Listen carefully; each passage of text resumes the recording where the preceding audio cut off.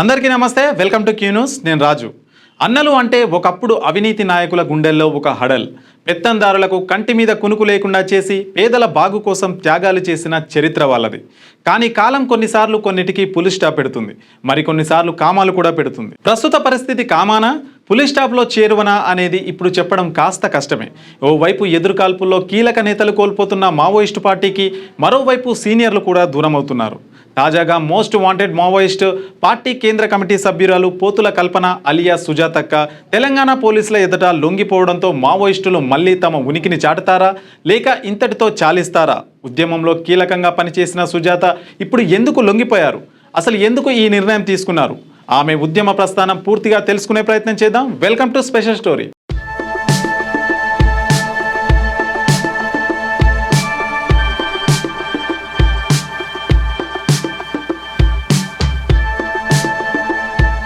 తెలంగాణలోని గద్వాలకు చెందిన సుజాత స్వస్థలం జోగులాంబ, గద్వాల జిల్లా గట్టు మండలంలోని పెంచికల్పాడు.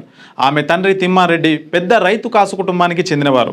తల్లి వెంకమ్మ. సుజాతకు 3 సోదరులు, 1 సోదరి ఉన్నారు. ఆమె పెద్దన్న పోతుల శ్రీనివాసరెడ్డి 1982లో సుమారు 2 నెలల పాటు సిపిఐ పీపుల్ వార్ గ్రూప్లో పనిచేశారు. 1984లో మావోయిస్టు అగ్రనేతల మల్లోజుల కోటేశ్వరరావు అలియాస్ కిషన్జీతో వివాహమైంది. జనతన సర్కార్ ఇన్ఛార్జిగా పనిచేసిన ఆమెపై 104 కేసులున్నట్లు పోలీసుల రికార్డులు చెబుతున్నాయి. ప్రస్తుతం మావోయిస్టు పార్టీ కేంద్ర కమిటీలో ఉన్న ఏకైక మహిళా నాయకురాలిగా సుజాత గుర్తింపు పొందారు. 43 ఏళ్ల పాటు మావోయిస్టు ఉద్యమంలో ఉన్నారు. Chhattisgarh south sub zonal bureau ఇన్ఛార్జిగా పనిచేసిన సుజాతక్క చాలా కేసుల్లో నిందితురాలుగా ఉంది. ఆమెపై భారీ రివార్డు కూడా ఉంది. అయితే గద్వాల జిల్లా గట్టు మండలం పెంచిలపాడుకు చెందిన సుజాత మొదట రాడికల్ స్టూడెంట్ యూనియన్లో పనిచేసింది. ఇక ఆ తర్వాత మావోయిస్టు ఉద్యమంలో 1996లో కమాండర్గా విధులు నిర్వహించింది. సుజాత గద్వాల్లోని ప్రభుత్వ జూనియర్ కళాశాలలో ఇంటర్ ద్వితీయ సంవత్సరం చదువుతున్న రోజుల్లో 2009 ఎదురుకాల్పుల్లో మరణించిన తన మేనభావ Patel Sudhakar Reddy alias Suryam division committee సభ్యులు నల్లమల అటవీ ప్రాంతంలో కృష్ణానదిలో మునిగి మరణించిన పోతుల సుదర్శన్ రెడ్డి అలియాస్ ఆర్కే సుగుడుల ఆలోచనలు, సిద్ధాంతాలతో మార్కిస్ట్ లెనినిస్ట్ భావజాలాలకు ఆకర్షితురాలై 1982లో సిపిఐ పీపుల్స్ వార్ గ్రూప్ లో చేరింది. ప్రారంభంలో రాడికల్ విద్యార్థి సంఘం ఇచ్చిన గ్రామాలకు తిరిగి వెళ్దాం అనే పిలుపులో భాగంగా గ్రామ స్థాయిలో ప్రచార కార్యకర్తగా పనిచేసింది.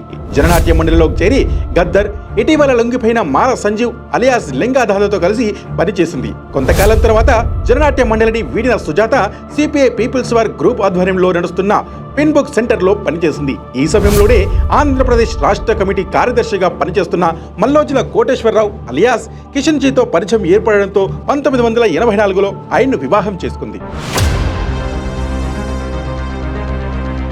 1987లో తన భర్త కిషన్జీతో పాటు సుజాత దండకారణ్య కమిటీలో భాగమైన మహారాష్ట్రలోని గడ్చిరోలి జిల్లాకు వెళ్లారు. పార్టీ అజ్ఞాత పనుల్లో నిమగ్నం కావడంతో తన కుమార్తెను ఒక కార్యకర్త సంరక్షణలో వదిలి వెళ్లారు. 1988 నుంచి 1989 వరకు మొదట పెరిమిలి దళంలో పనిచేస్తూ ఎటపల్లి దళానికి బదిలీ అయ్యింది. అక్కడ పటేల్ సుధాకర్ రెడ్డి ఆధ్వర్యంలో పనిచేస్తూ డిప్యూటీ కమాండర్గా పదోన్నతి కూడా పొందింది. 1996లో ఉత్తర గడ్చిరోలి ప్రాంతంలోని దేవురి దళం కమాండర్గా బాధ్యతల నిర్వహణ చేపట్టింది. 1997 నుంచి 1999 వరకు దక్షిణ బస్తర్ కమిటీకి బదిలీ అయి డివిజనల్ కమిటీ సభ్యురాలుగా పాసగూడ ఏరియా కమిటీ కార్యదర్శిగా బాధ్యతలు నిర్వహించింది. 2001లో దండకారణ్య ప్రత్యేక జోనల్ కమిటీలో రాష్ట్ర కమిటీ సభ్యురాలుగా పదోన్నతి పొంది దక్షిణ బస్తర్ డివిజన్ కమిటీ ఇన్ఛార్జిగా పనిచేసింది. సిఎన్ఎం, కేవీఎంఎస్, డివికేఎంఎస్ వంటి అనుబంధ సంస్థలు, జనతన్ సర్కార్ గ్రామ కమిటీల బాధ్యతలు కూడా సుజాత నిర్వహించింది. 2007 మాడ్లో జరిగిన సిపిఐ మావోయిస్టు కాంగ్రెస్ కార్యక్రమంలో దండకారణ్య ప్రత్యేక జోనల్ కమిటీ కార్యదర్శిగా పదోన్నతి పొందారు. దీంతో పాటు జనతన్ సర్కార్తో పాటు సుక్మాల్లో సభ్యులుగా పనిచేశారు. 2008 ఆమె భర్త కిషన్జీ పశ్చిమ బెంగాల్ రాష్ట్ర కమిటీ కార్యదర్శిగా బదిలీ అయ్యారు. 2018లో మొత్తం దండకారణ్య ప్రత్యేక జోనల్ కమిటీలోని జనతన్ సర్కార్ పూర్తి బాధ్యతలు చేపట్టారు. 2022లో పార్టీ ప్రధాన గెరిల్లా స్థావరమైన దక్షిణ సబ్ జోనల్ బ్యూరో కార్యదర్శిగా బాధ్యతలు, 2023లో సిపిఐ మావోయిస్టు కేంద్ర కమిటీలో చేరి కేంద్ర కమిటీ సభ్యురాలుగా పదోన్నతి పొందారు. సుజాత పార్టీ బాధ్యతలతో పాటు కోయ భాషల ప్రచురితమయ్యే పేతురి అనే ఒక పత్రికా సంపాదకురాలుగా పనిచేశారు. ప్రతి సంవత్సరం 3 సార్లు దక్షిణ సబ్ జోనల్ బ్యూరో ప్రాంతంలో ఈ పత్రిక ప్రచురించబడింది. సాధారణ సభ్యురాలి స్థాయి నుండి కేంద్ర కమిటీ సభ్యురాలుగా దాదాపు 43 సంవత్సరాలు అజ్ఞాతంలో జీవించిన సుజాత ఈ ఏడాది మే నెలలో ఆరోగ్య పరిస్థితి బాగా క్షీణించింది. ఈ క్రమంలోనే జనజీవన స్రవంతిలోకి చేరాలని నిర్ణయించుకుని తన నిర్ణయాన్ని పుల్లూరి ప్రసాదరావు అనే ఒక వ్యక్తి ద్వారా కేంద్ర కమిటీకి సుజాత తెలిపింది.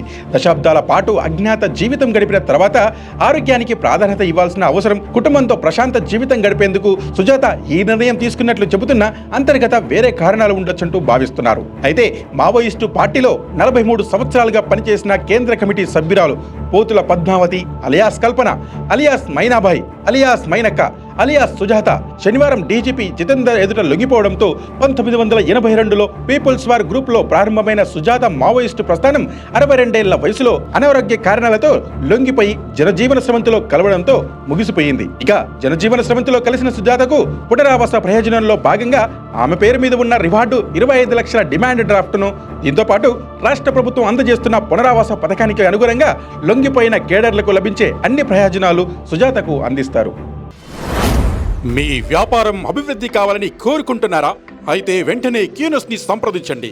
Schools, colleges, banks, shops, office promotions, land promotions, political promotions, restaurant promotions, hospital promotions, పుట్టినరోజు వేడుకలు, శుభకార్యాలు, వ్యాపారాలు ఏవైనా, సందర్భం ఏదైనా ఇప్పుడే క్యూనోస్ ద్వారా తెలియజేయండి. మీ వ్యాపారాన్ని అభివృద్ధి చేసుకోండి.